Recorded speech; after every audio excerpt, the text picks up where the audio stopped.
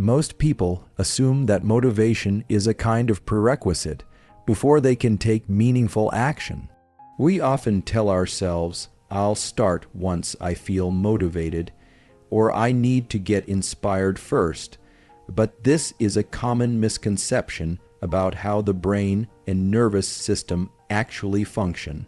Motivation is often thought of as an internal feeling or emotional state that pushes us forward. While that feeling can be powerful, it's actually an unreliable trigger. Motivation fluctuates constantly. It waxes and wanes throughout the day, influenced by countless factors including stress, energy levels, external environment, sleep quality, and even diet. Expecting motivation to be steady and dependable is unrealistic and will frequently lead to frustration and inaction. The neuroscience behind motivation reveals something more nuanced. Motivation is not a necessary starting point for action. It often emerges as a result of taking action itself.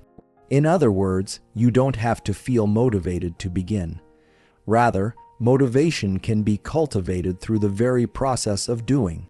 When you begin a task or challenge, especially one that feels difficult or requires discipline, your brain initially relies on circuits related to habit formation and executive control, not on motivation per se. The prefrontal cortex, responsible for planning and decision-making, works to initiate the behavior despite the absence of a motivational signal. Taking that first step, even in the absence of motivation, sends important signals to your brain. It signals that the behavior is valuable and worth supporting. This action, first approach, actually primes the brain's reward systems and builds momentum. Over time, through repeated action, the brain starts to associate the effort and the behaviors themselves with positive outcomes. This is how habits are formed. It is this habit formation, reinforced by neuroplasticity, that strengthens your ability to act consistently regardless of fluctuating feelings of motivation. Contrast this with the common scenario where people wait for inspiration or a surge of motivation. This waiting often results in a form of paralysis called decision inertia, where the brain becomes caught in a feedback loop of hesitation and procrastination. No movement means no new neural pathways form. The habit circuits remain weak or undeveloped. By waiting to feel motivated, people inadvertently create a barrier that can be difficult to overcome. It's like waiting for the perfect wind to sail your boat, instead of raising the sails and generating your own momentum through oars. In fact, many studies on performance and productivity show that action itself can stimulate the release of neurotransmitters such as dopamine, serotonin, and norepinephrine. These chemicals improve mood, focus, and drive, making it easier to continue the task once started. The brain is wired to respond positively to progress and movement.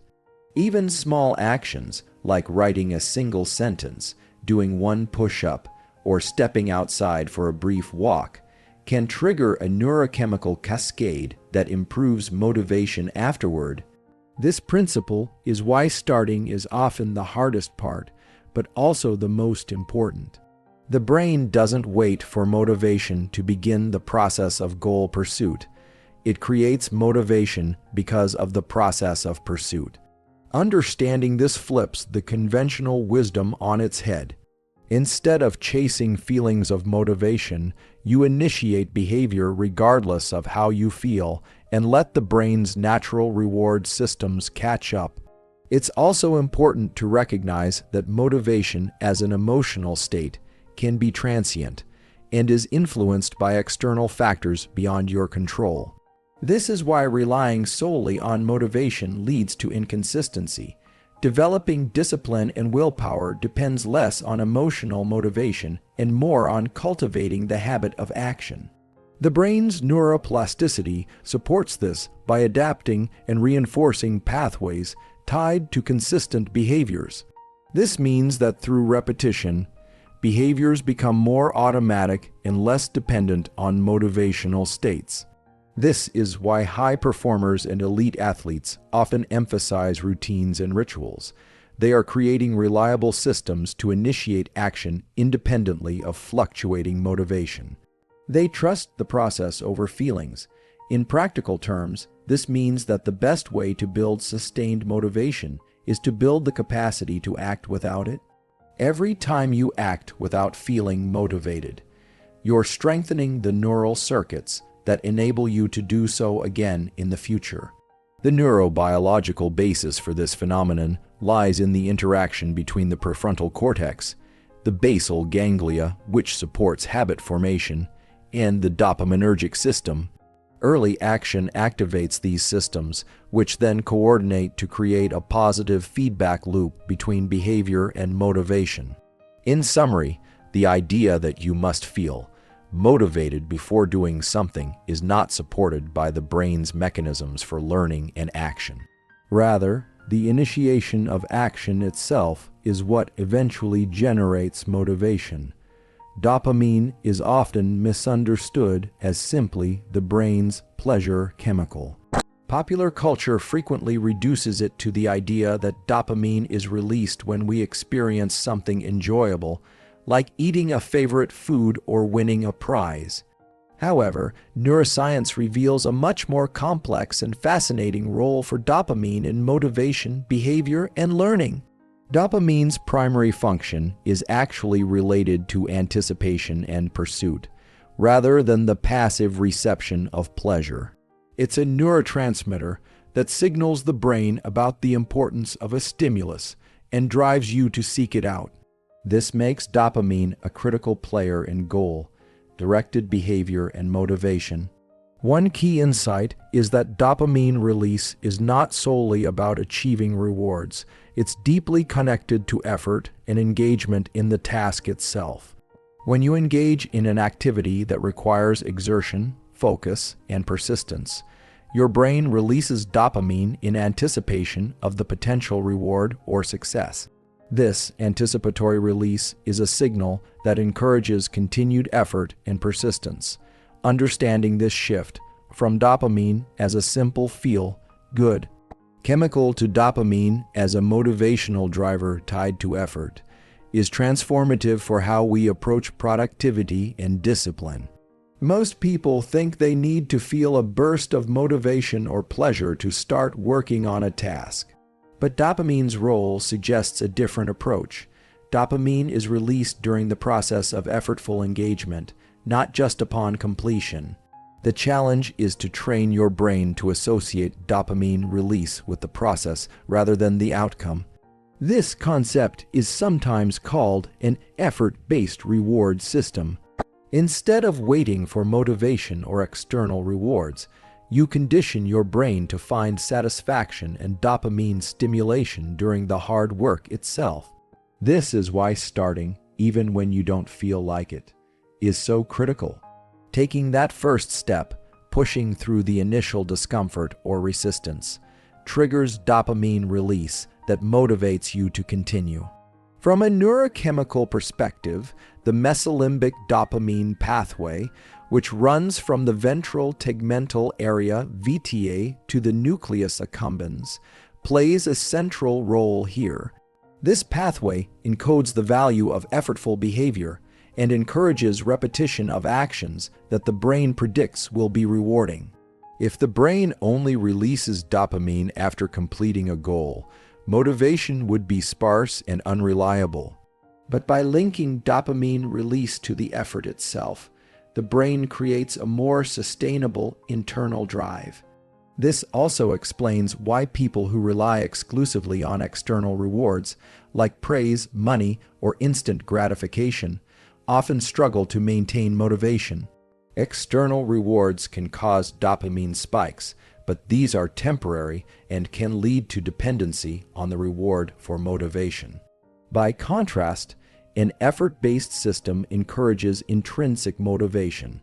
The brain learns to release dopamine simply because you are engaged in exerting effort, not because you're waiting for an external payoff. One way to practically leverage this system is to break tasks into smaller, manageable pieces. Each small accomplishment triggers dopamine release, reinforcing the behavior and encouraging further action. This is the science behind chunking work or using micro-habits. Another practical tool is focusing on process goals rather than outcome goals. Instead of aiming for a distant, large achievement, I want to finish this project, focus on the immediate behaviors that will get you there. I will write for 10 minutes now. The brain responds strongly to these incremental wins. Each time you engage in effortful work and recognize that engagement as valuable, dopamine reinforces the circuits involved, making future effort easier and more likely. It's important to note that dopamine levels and sensitivity can fluctuate based on many factors including stress, sleep, diet, and overall brain health. Chronic stress, lack of sleep, or poor nutrition can blunt dopamine signaling, making motivation and effort feel more difficult. Therefore, maintaining healthy lifestyle habits supports this neurochemical system and makes it easier to leverage effort-based dopamine release. Finally, recognizing the difference between dopamine wanting and dopamine liking is crucial. Dopamine primarily drives wanting, the desire to pursue goals, rather than liking, which is the pleasure felt upon reward. Understanding this distinction helps reframe motivation as the pursuit of valued outcomes rather than waiting to feel pleasure before acting. The brain's relationship with vision and movement is fundamental to motivation and action. Visual input does not simply provide a passive stream of information about the environment. It actively shapes the neural circuits involved in initiating and sustaining goal-directed behavior. One of the most powerful ways to engage these circuits is through a phenomenon known as optic flow, the visual perception of motion that occurs when you move forward through your environment. Optic flow is generated when your eyes detect patterns of motion across your visual field as you move. For example, when you walk forward, objects in your peripheral vision appear to expand and move past you, creating a dynamic visual experience. This forward optic flow is a critical cue for the brain, signaling that you are progressing and advancing through space. From a neurobiological perspective, optic flow activates specific brain regions involved in spatial orientation, movement planning, and motivational drive. Areas such as the superior colliculus, part of the midbrain, are particularly sensitive to visual motion and play a role in coordinating eye and head movements as well as orienting attention toward relevant stimuli. These circuits are tightly linked to systems that promote arousal, alertness, and readiness for action. The act of visually anchoring on a point in the distance while moving forward is more than just a physical behavior. It engages neural systems that enhance your brain's ability to focus, regulate emotions, and initiate goal-directed activity. This process can help overcome the inertia that often precedes action, particularly when motivation feels low. When people are stuck or distracted, their eyes tend to fixate on close, static points, or they engage in repetitive scanning behaviors like scrolling through a phone screen. These visual patterns do not produce optic flow and can contribute to feelings of mental stagnation or fatigue. In contrast, focusing your gaze forward and moving through your environment triggers circuits that promote a sense of progression and drive. Research in neuroscience has shown that forward movement coupled with visual flow increases activity in dopaminergic pathways, which are associated with motivation and reward anticipation. This means that simply walking forward while visually engaging with your surroundings can stimulate your brain's motivational systems. This mechanism explains why activities like walking, meetings, hikes, or even pacing while thinking can enhance creativity, decision making, and problem solving. By combining movement with visual anchoring, you stimulate neural pathways that support cognitive and emotional readiness. Visual anchoring doesn't require complex or strenuous activity. Even a slow walk, where you intentionally fix your eyes on a distant object or when it comes to motivation and taking action, this principle highlights a crucial insight. You must engage in effort and learning during states of challenge or agitation, rather than waiting for comfort or perfect conditions. The brain's plasticity is heightened in moments of discomfort, uncertainty, or stress, which can be leveraged to produce lasting behavioral change. This contrasts with the common tendency to delay action until feeling calm, comfortable, or ready.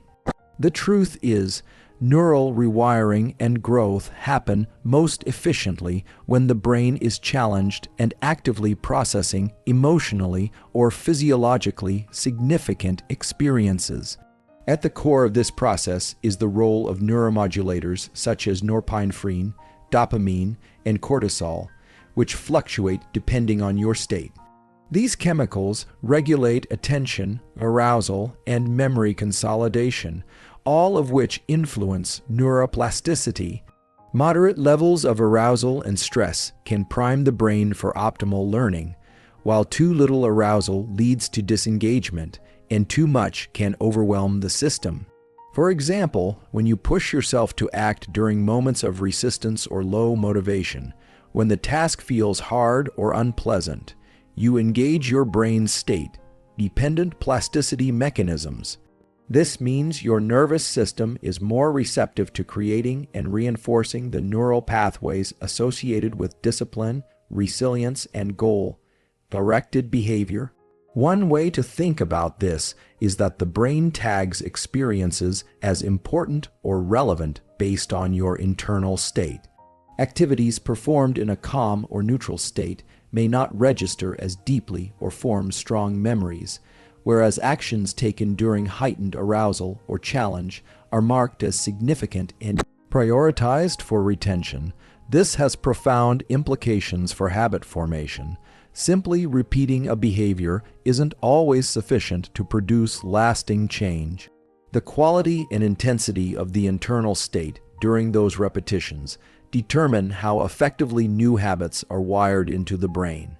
By choosing to act during moments when you don't feel motivated or when the behavior feels difficult, you are effectively teaching your brain that these challenging states are not barriers, but opportunities for growth. This rewiring increases your capacity to show up consistently in the future, even when conditions are far from ideal. This process can be uncomfortable. It requires leaning into discomfort rather than avoiding it, but it is in this discomfort that neuroplastic changes happen most powerfully. In essence, discomfort becomes the catalyst for strengthening the circuits underlying discipline, perseverance, and self-control. Importantly, this does not mean seeking out chronic stress or overwhelming pressure, which can be detrimental. Instead, it's about working within a window of optimal stress, the so-called zone of proximal development, where the challenge is manageable but meaningful enough to trigger adaptive changes. From a practical standpoint, this suggests that training yourself to take action while feeling uneasy, anxious, or unmotivated is one of the most effective ways to harness your brain's plasticity. It's in these moments that the neural architecture of your future self is built. Moreover, this principle is supported by research in various domains, including exposure therapy in psychology, where gradual exposure to discomfort leads to extinction of fear responses through plastic changes. Similarly, physical training relies on stressing muscles and nervous systems to grow stronger neuroplasticity, follows the same principle for mental and behavioral growth. In sum, state-dependent neuroplasticity teaches us that waiting for the perfect emotional or physiological state before acting undermines the very brain mechanisms necessary for change. Instead, embracing and acting within challenging states leverages the brain's plastic potential to its fullest. Momentum is a powerful force in human behavior, much like in physics. Once you get it started, it can carry you forward with less effort and greater speed. In the context of motivation and action, momentum is the process by which small, consistent actions build upon each other to create a self-sustaining drive toward your goals. Understanding how momentum develops in the brain explains why repeated action, even when motivation is absent, is essential for long-term success. At the neurobiological level, momentum arises from the gradual strengthening of neural circuits involved in specific behaviors. Each time you repeat an action, the synaptic connections within these circuits become more efficient and reliable. This process, known as synaptic plasticity, is the foundation of habit formation and skill acquisition. The more frequently a neural pathway is activated, the more likely it is to be reinforced and become automatic. Importantly, repeated action doesn't just reinforce the motor components of a behavior. It also influences motivation-related circuits. When you consistently perform a behavior, your brain starts to predict the rewards and positive outcomes associated with that behavior, even if those outcomes are delayed or subtle. This predictive signaling engages the dopaminergic system, which plays a crucial role in reinforcing actions and sustaining motivation. The key to creating momentum is to start small and build gradually. Initiating a large, overwhelming task can lead to early failure or burnout, which disrupts momentum. Instead, by breaking goals into smaller, manageable pieces and taking consistent steps forward, you create a positive feedback loop. Each success, no matter how small, releases dopamine and strengthens your commitment to the task. This feedback loop also involves the prefrontal cortex, the brain region responsible for executive functions like planning, decision making, and impulse control. Early on, this area exerts significant effort to initiate and maintain new behaviors. However, as the behavior becomes more habitual and neural pathways strengthen, control shifts gradually towards subcortical structures like the basal ganglia. These deeper brain regions support automaticity, allowing you to perform the behavior with less conscious effort. This shift is critical for momentum because it means that over time, actions require less willpower and motivation to initiate. The behavior becomes ingrained, accessible even when motivation dips. Essentially, the brain builds a behavioral inertia that sustains progress. From a behavioral perspective, momentum reduces the cognitive load associated with starting and continuing tasks. The initial barrier, often the hardest step, is overcome by the first action. Afterward, the path of least resistance favors continuation over cessation. This phenomenon is why routines and rituals are so effective. They minimize decision fatigue and create predictable patterns that facilitate repeated action. It's also important to recognize the role of environmental cues in maintaining momentum. External signals, such as specific locations, times of day, or preceding actions, can trigger the habitual behavior automatically. These cues serve as anchors that prime the brain to engage in the desired action without requiring deliberate motivation each time. Moreover, momentum is self-reinforcing beyond the neural level. The psychological experience of progress enhances confidence and perceived self-efficacy. When you observe that you are moving forward, even in small increments, it increases your belief in your ability to succeed. This boost in self-efficacy further encourages continued action, creating a virtuous cycle.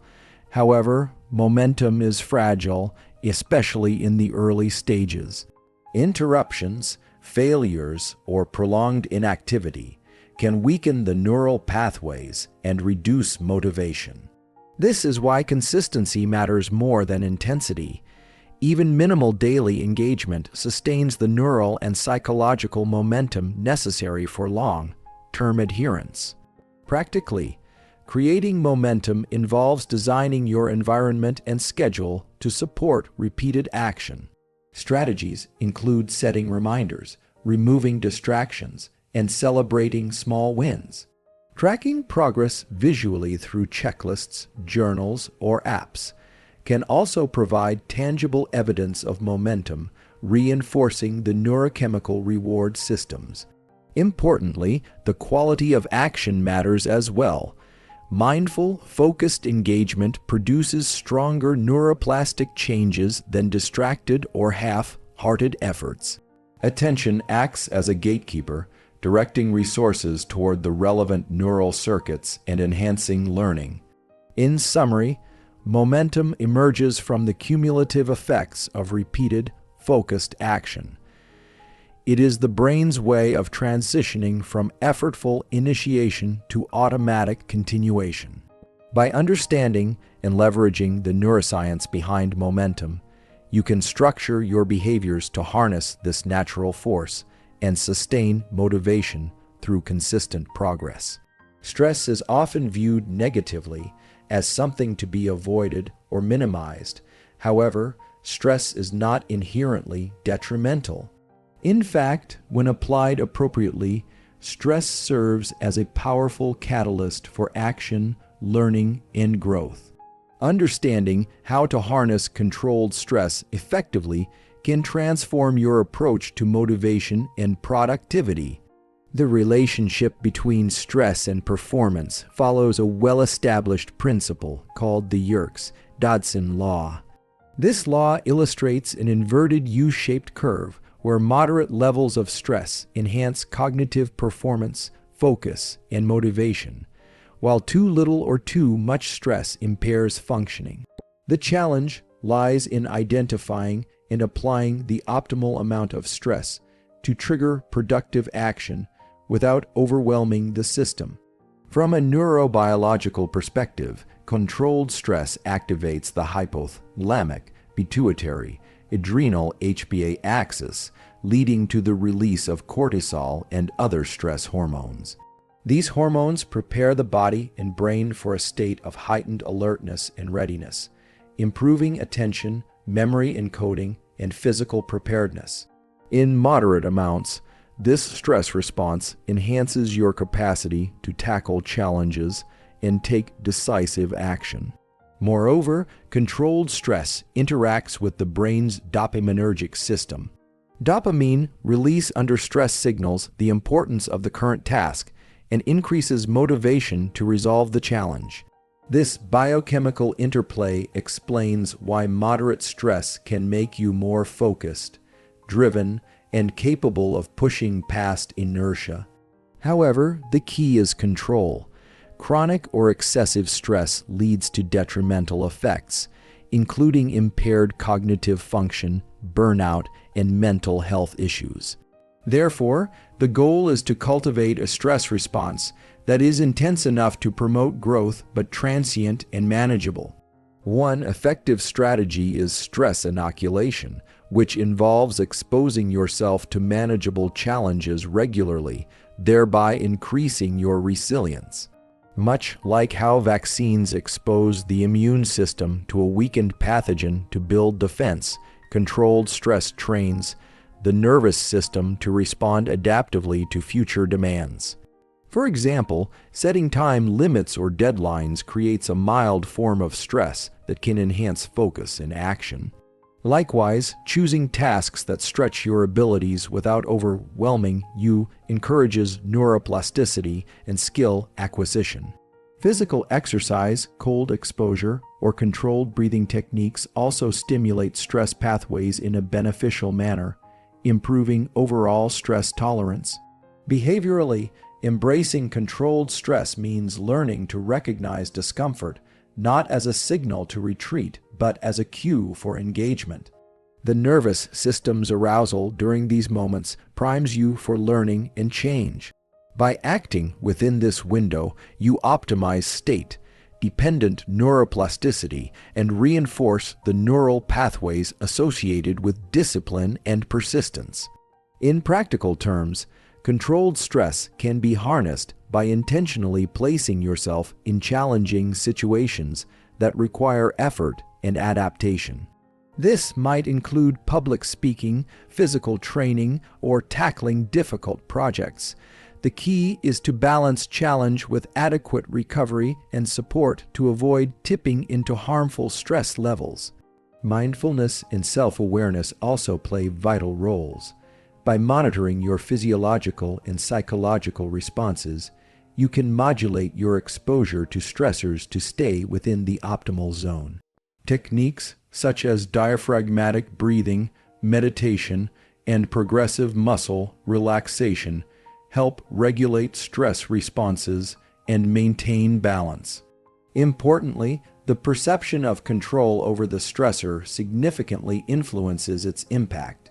When you feel in control and capable of managing a challenge, stress tends to enhance performance and growth. Conversely, perceived helplessness or unpredictability amplifies negative effects. Thus, building confidence through small wins and gradual exposure is critical. Controlled stress also shapes motivation by reinforcing the brain's reward circuits. Successfully navigating a stressful challenge results in dopamine surges that encode the experience as rewarding, increasing your drive to face similar challenges in the future. This positive reinforcement underlies the development of grit and resilience. In addition, stress-induced neuroplasticity supports learning by increasing the production of brain-derived neurotrophic factor, BDNF, a protein that facilitates the growth and differentiation of new neurons and synapses. Elevated BDNF levels improve cognitive flexibility, memory, and emotional regulation, all essential for sustained motivation and action. Therefore, rather than avoiding stress, the most effective approach is to strategically incorporate controlled stressors into your routine. This mindset shift turns stress from an obstacle into a tool for personal development. This approach aligns with evolutionary biology. Early humans faced frequent challenges requiring acute stress responses that enabled survival and adaptation. The brain's stress systems evolved not to be feared, but to be harnessed as engines of action and growth. By understanding and applying controlled stress, you can activate the neural and hormonal systems that drive motivation, build resilience, and support continuous improvement. This creates a feedback loop where challenge leads to growth, which in turn increases your capacity to handle future stressors effectively.